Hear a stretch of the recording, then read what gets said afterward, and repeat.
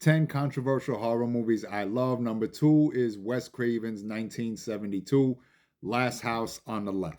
Last House on the Left, another one of these controversial movies that a lot of people find very disturbing, very hard to watch because of its graphic use of violence and essay throughout the film.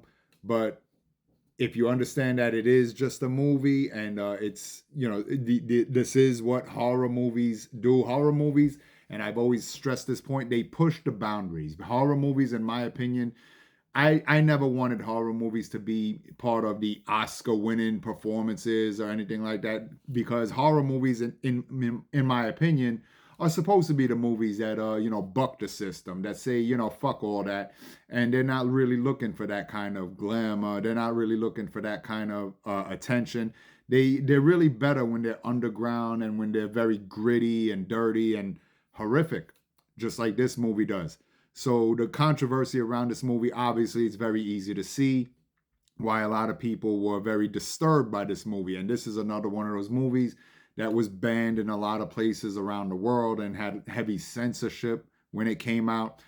So what the movie's about is two teenagers. They go looking for they go to a concert. They go looking for drugs. They end up in the house of this gang, this very violent, sadistic gang, who ends up essaying them and brutally torturing them and murdering them eventually. And the gang happens to end up at the home of one of the girls that they do this to. And the parents at the home find out. They eventually find out that this gang was responsible for when their girl comes home and they find her body, and they realize that this gang was responsible for their daughter's murder, and they take their revenge on them. It was a really cool movie. I loved the plot of it. I love the scenery of it.